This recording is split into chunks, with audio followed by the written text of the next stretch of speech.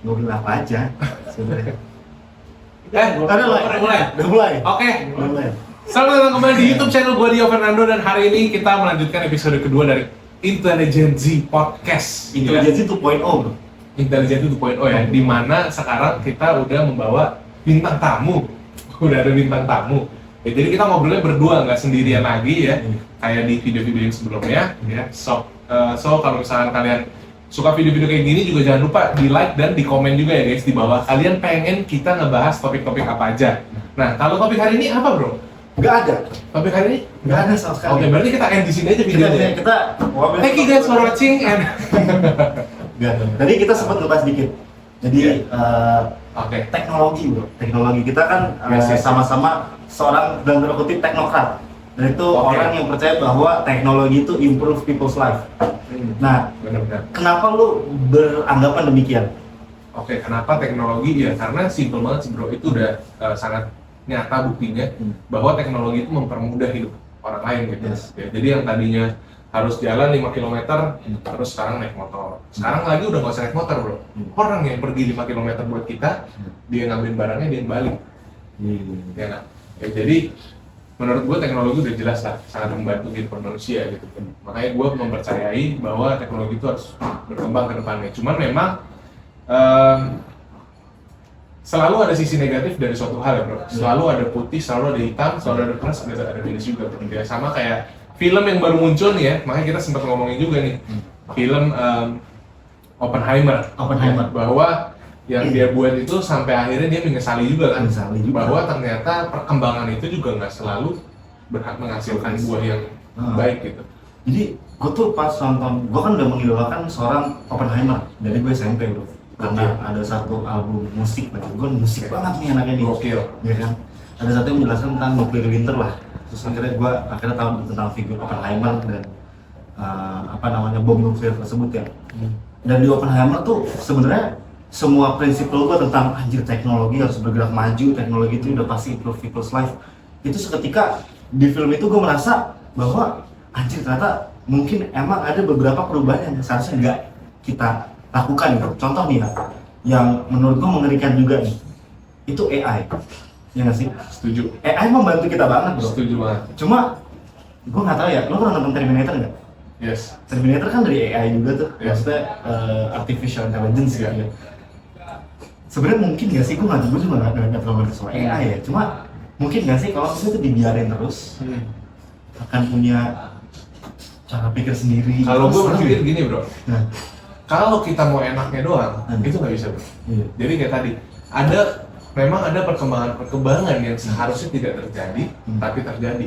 Tapi kalau nggak ada perkembangan itu, perkembangan lainnya, jadi ini jangan dilihat sebagai suatu event yang berdiri sendiri-sendiri masing-masing. Iya. Ya, bahwa semua event ini adalah rantai. Jadi mulai dari A dulu, perkembangan ke B, perkembangan ke C, ya kan? Jadi tanpa perkembangan yang satu, perkembangan yang lain nggak akan ada. Iya. Jadi misalkan kita bilang, oh internet positif buat kita, oke kita kembangin internet. Iya. Tapi AI nggak positif buat kita, jadi itu jangan kembangin AI. Nggak bisa bro. Iya. Lu mau kembangin internet, AI mau nggak mau pasti pada suatu saat akan berkembang juga.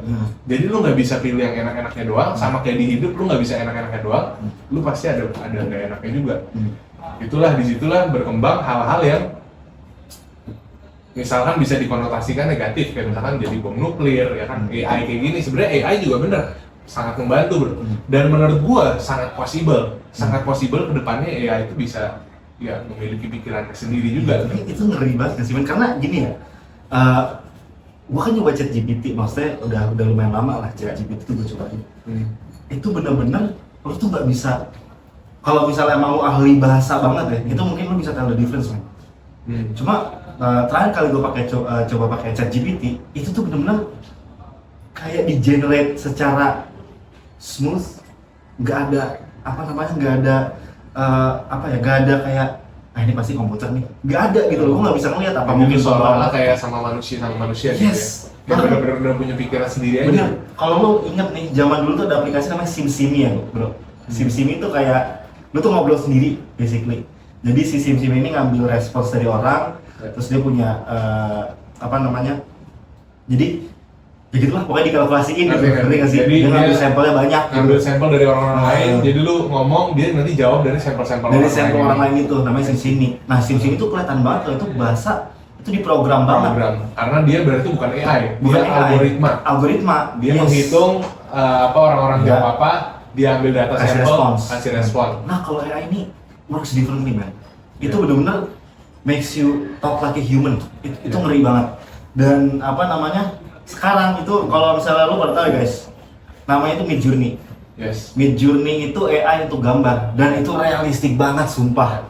Maksud gua Buat generate gambar-gambar yang kayak itulah ya, makanya Yes. sekarang banyak dipakai untuk banyak penipuan juga, salah satunya ya kan pakai Midjourney itu juga. Midjourney anjir. Gua tuh nggak kebayang sama berapa banyak graphic designer yang merasa Terbantu. anjir, gue terbantu sih bro. Maksudnya Terbantu dan sekaligus juga gue sangat tergantikan. iya, maksudnya kan graphic designer itu selama ini maksudnya kalau yang gue lihat ya, graphic designer itu mempunyai salah satu job security yang baik juga. Ya. Tapi semenjak ada AI, maksudnya orang nggak bisa gambar nih. Heeh. Dia cuma, Ketik. aku berpikir ini nih, gitu. Iya. Diketik, jadi muncul Jadi, gambar. anjir. Maksudnya, tapi ada, gue sempat lihat perdebatan gini nih. Mereka bilang gini, lah nge-prompting AI itu nggak gampang. Ya. Nge-promptingnya karena kan ketika lo kasih seed namanya tuh, seednya data lo kasih apa namanya promptnya dulu, Ya. terus dari prompt itu jadi seed, Hmm. seednya dipakai jadi modelnya gitu kan, istilahnya Ya. modelnya.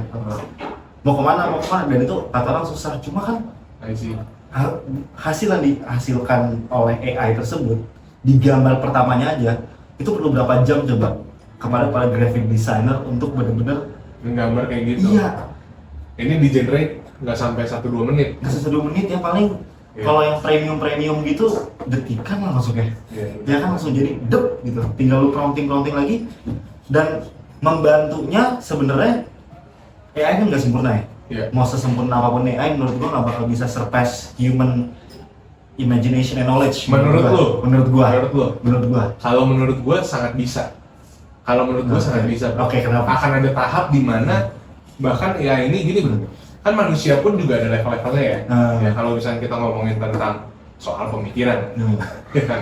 Soal pemikiran. Iya. Kalau soal pemikiran juga manusia kan ada yang maksudnya kayak kita ngomongin tentang pengukuran ada standarnya IQ. Orang yang IQ-nya sangat tinggi, misalnya contoh Albert Einstein ya. Untuk AI mencapai kepintaran yang menurut gua level manusia di bawah, level manusia pada normalnya, pada umumnya gitu. Itu menurut gua sangat bisa dan bahkan udah sangat mendekati kalau menurut gua.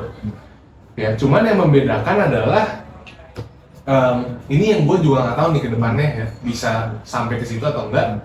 Tapi bahwa manusia itu diberikan dua bro, bukan cuma akal budi tapi juga hati nurani. Yes, itu yang AI nggak punya. Itu yang AI nggak punya.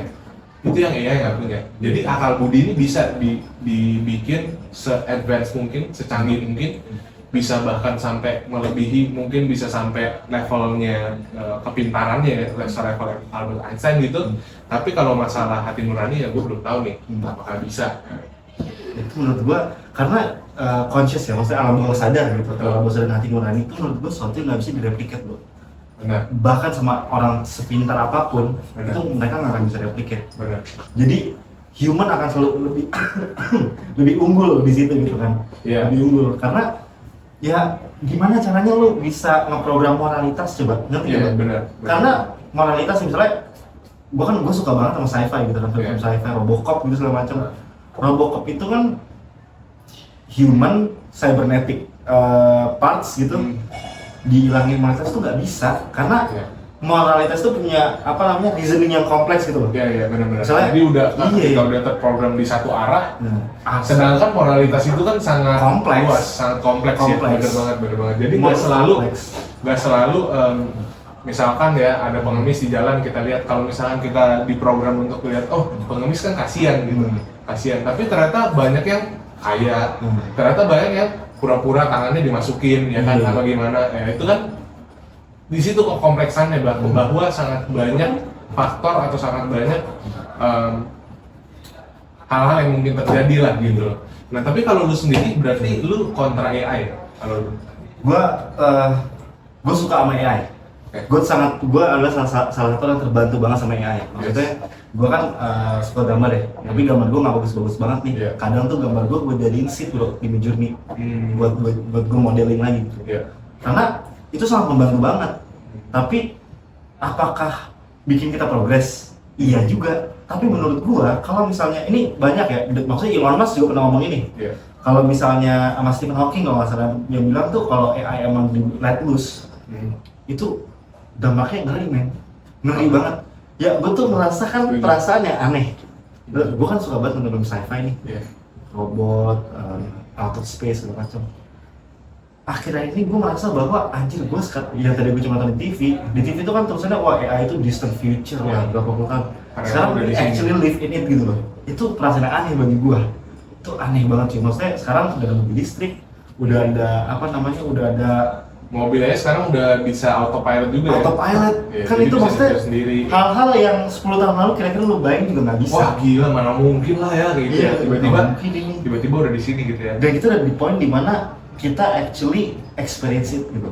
Iya, Ada ini juga salah satu yang mengagetkan gue juga, yaitu gue kan suka banget sama film Ready Player One bro.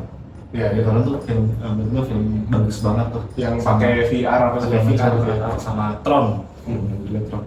Nah sekarang Apple tuh baru ngeluarin produk baru, Yes. Apple Vision. Lu lihat lu? Bukannya itu bro, namanya ok apa gitu ya? Bukan ya? Nggak, kalau Oculus Rift beda. Gue lupa ya. Tapi kayak gitu kan? Kayak gitu. kan? Cuma ini ya gue nggak dari ngeliat dari ininya sih iklannya itu gila cuy. Itu bener-bener lo make nih, Iya. tak itu bener-bener semua space di sini tuh berubah jadi workspace lo. Itu gila banget dan menurut gua anjir sekarang kita udah sampai sini ya. Gua kadang-kadang takut habis ini mau kemana lagi Bener. gitu loh. Ya nggak sih? Habisnya apa lagi gitu ya? Habisnya apa lagi? Bener sih, bener. Kalau menurut lo habis ini apa lagi bro? Menurut gua habis ini gini ya. Ini ya amit-amit kejadian. Iya. Tapi biasanya di setiap perkembangan itu pasti ada significant drop. Lo ini agak konspirasi teori sih sebenarnya. Oke, nggak Lo apa-apa. ini biar seru-seruan aja Iya. sebenarnya. Lo percaya nggak kalau dulu tuh sebenarnya manusia itu udah advance? Gua percaya. Tapi saking advance-nya kita udah meninggalkan yang namanya norma-norma kehidupan tanda kutip. Akhirnya teknologi canggih segala macam, Iya. banjir besar, bang riset dari nol. Gue menerinya itu bro sih. Nggak tahu kenapa gue itu salah satu hal yang sangat gue percaya bahwa yang mungkin orang bilangnya iya percaya konspirasi lah gitu. Gue maksud gue itu kepercayaan yang gue keep di diri gue sendiri gitu. Iya. Manusia ini nggak Lu boleh. berarti sangat ini juga bro ya? Lu berarti Apa? sangat imajinatif gitu ya? Imajinatif banget. Dan lu maksud gue gini, kalau misal ngomongin kengerian gitu ya, gini kalau gue sih pandangan gue terhadap teknologi, gue sebenarnya gue selalu berusaha untuk netral terhadap segala suatu hal, karena gue tahu di mana ada positif ada negatif. Yes. Gue tahu semua hal itu ada baiknya ada buruknya juga. Kayak misalnya kita ngomongin tentang sosial media. Yes. Sosial media itu banyak yang kayak wah sosial media itu setan gitu. Itu pertama data pribadi lu apa segala macam, terus buat lu kecanduan apa segala macam ya kan. Tapi kalau lu lihat sisi baiknya juga bahwa sosial media ini sangat membantu orang-orang gitu. Benar. Bahwa sosial media ini bisa bantu orang-orang yang tadinya nggak punya apa-apa, bisa bikin usaha secara gampang, modalnya minim apa segala macam, mengembangkan usahanya secara online, akhirnya bisa punya sesuatu. Jadi selalu ada dua sisi lah. Gua selalu netral gitu. Nah, kalau lu udah kepikiran sampai wah teknologi bisa semakin canggih sampai akhirnya kita bisa Bisa dari nol. Ya, bisa dari nol gitu. Kalau ngomongin kengerian bro, Hmm. ya, kalau gue tuh ngeri paling dagangan nggak laku, gue ngeri. Dagangan sepi, gue ngeri gitu. Gue imajinatif. Berarti lu imajinatif banget bro. banget. Karena gue tuh orangnya gimana ya? Gue tuh hiperaktif bro Ski. Oke. Gak arti, maksudnya gue tuh nggak bisa menghabiskan satu hari tanpa gue mikir aneh-aneh gitu. Pikiran gue tuh selalu aneh bro. Tanya yang misal haji nih. Pikiran gue tuh selalu aneh-aneh gitu loh. Maksudnya anjir. Kenapa ya? Bulan jaraknya 1.300 km dari bumi gitu. Gue tuh udah mikir kapan ya mungkin nggak sih ada kehidupan lain di alam sana gitu. Kayak gitu gue suka banget sebelum tidur tuh gue mikir gitu dulu akhirnya ketiduran. Wah, gokil banget sih. Gue suka banget karena ketidakpastian itu menurut gue satu hal yang seru untuk dibahas menurut gue. Nah, Iya. nah di satu sisi gue yakin mungkin gue akan meninggal duluan sebelum gue tahu jawabannya. Bener sih bro, gue juga sebenarnya nggak ngerti, tau gak kenapa? Nah, Karena gue pikir gini bro, kalau sampai kita di reason nih, kita dibanjirin gitu, tiba-tiba kita mati, ya udah terus apa? Gue juga nggak akan ngerasain apa-apa. tapi kan lu nggak pernah ngerasain mati. Iya bener, tapi kan ketika gue sih percayanya bahwa gue kalau udah mati gue nggak akan ngerasain apa-apa gitu. Jadi ya udah gue nggak ngeri ke arah sana gitu. Ini udah Yang gue ngeri adalah, Nah, yang gue ngeri ya mungkin sedikit lah ya, itu adalah memang AI itu bisa berpikir sendiri sih bro. Karena gini, kita itu sebagai manusia hidupnya udah terlalu terikat ke teknologi. yes. Apa sih yang sekarang lu lakukan tuh nggak ada teknologi itu apa Semuanya. sih? Ya semuanya pakai bro. Lu berkomunikasi apa semua tuh ada jaringan, lu ada teknologi yang digunakan, sehingga kalau AI bisa punya pikirannya sendiri, dia bisa nyebar kemana-mana, dia bisa ngambil data lu secara diam-diam, kita nggak akan pernah tahu ya kan. Itu menurut gue itu yang bahaya. Sesimpel ini sih bro, keterikatan kita sama teknologi gitu ya, sesimpel ini. Maksudnya dulu lu pernah ngebayang nggak kalau rokok tuh akan digantikan Sama rokok elektrik? ya, tapi sama rokok lah ya. Cuma beda. Tapi kan bro. ini nggak pakai AI nih, rokok elektrik. Iya, maksudnya ini dua AI, maksudnya teknologi in general gitu ya. Iya. Maksudnya dulu kan rokoknya tembakau, linting, Iya. bakar selesai gitu. Iya. Cuma sekarang tuh udah ada teknologi gitu, maksudnya lama-lama nih kita tuh emang bener-bener gak bisa lepas. Itu sebenarnya ngeri juga. Benar. Ya kan? Kayak film apa ya, Wall-E, ya kan? Iya. Udah attach banget, akhirnya kita udah, aduh kita jalan aja tuh Males-malesan ya, sampai gendut gitu ya, dibawain robot gitu. Iya, makanya itu kan, wah anjing sih kalau misalnya gue merasakan ya. Cuma masalahnya, Menurut gua udah mulai ke arah sana sih bro. iya kan? Menurut gua udah mulai ke arah sana sih. Karena ya lu lihat aja ya, beberapa lah mungkin lu pasti punya teman yang kerjaannya tuh males-malesan, scrolling aja. Yang bener-bener kalau kecanduan sama sosmed lah gitu, bisa dibilang kecanduan Yes, sama yes, sosmed gitu. Makanya gue juga selalu mengedukasikan, gue selalu ngomong bahwa kita tuh nggak boleh dikuasain sama teknologi. Harusnya manusia yang menciptakan teknologi, manusia yang menguasai teknologi. Kita harus bisa menguasai gimana caranya. Oh kita bisa bagi waktu. Oh kita kita scrolling ya, misalkan dikasih waktu lah 30 menit maksimal. Kita pakai aplikasi ini maksimal berapa lama. Itu semua harus ada batasnya, semua harus kita yang kuasai sendiri. Kalau enggak, kita akan dikuasai oleh teknologi. Tapi bagi gue susah ya. Oh, gimana sih? Jadi gini, peran media sosial ya Iya. di kehidupan kita, kan lo bilang tadi harusnya manusia tuh nggak boleh Iya. dikontrol sama. Benar. Sekarang bayanginnya town hall umat manusia paling besar di mana coba? Twitter, men. Ngerti gak sih lo? Iya. Satu-satunya tempat untuk kita berkumpul gitu ya, secara untuk mau koneksi segala macam, Twitter. Maksudnya udah separah itu gitu. Dan ketika lo bilang misalnya, gue harusnya kita nggak bisa dikontrol. Iya. Kita tiap hari pertama naik HP, Iya. naik HP, dan kita tuh for some reason ya, gue tuh merasa nih, ini mungkin gue agak paranoid sedikit ya. Iya. Cuma gue merasa gue dikendalikan banget sama media sosial. Oke. Dalam hal gue berpikir, Iya. dalam standar-standar dan prinsip yang gue punya, itu tuh Setuju. lama-lama kompromis sama Setuju. medsos, ya nggak sih? Lu pernah ngerti? Setuju. Gue sih ngerti bro. Maksudnya bahwa sosial media itu memiliki pengaruh psikologis lah, bisa dibilang Iya. gitu. Bahwa misalkan algoritmanya ngasih nunjuk apa, ya kan, ngasih kita makan apa, ya udah itu yang kita makan, itu yang kita terima. Dan secara tidak langsung kita jadi merasa kita di bawah dikontrol orang gitu, dikontrol teknologi gitu. Nah tapi balik lagi, kalau menurut gua itu semua sebenarnya bisa kita walaupun nggak sepenuhnya ya, tapi bisa kita stop lah, setidaknya kita bisa taruh batasan gitu dengan cara self control bro. Semakin tinggi teknologinya, semakin berkembang teknologinya, membutuhkan self control yang lebih hebat lagi, lebih hebat lagi. Makanya kenapa kalau misalkan lu lihat orang-orang yang misalkan kayak contohnya CEO ya, itu anak-anaknya aja CEO dari tech companies ya, anak-anaknya aja tuh nggak dikasih pegang HP, nggak dikasih sampai at least lu umur 18 baru boleh pegang HP, atau lu nggak boleh main HP lebih dari ini. Gue lupa ya, kalau nggak salah Elon Musk ya kalau nggak salah taruh timer di HP anak-anaknya gitu. Jadi kalau udah berapa jam dia mati sendiri, udah nggak bisa dimainin gitu, ya kan?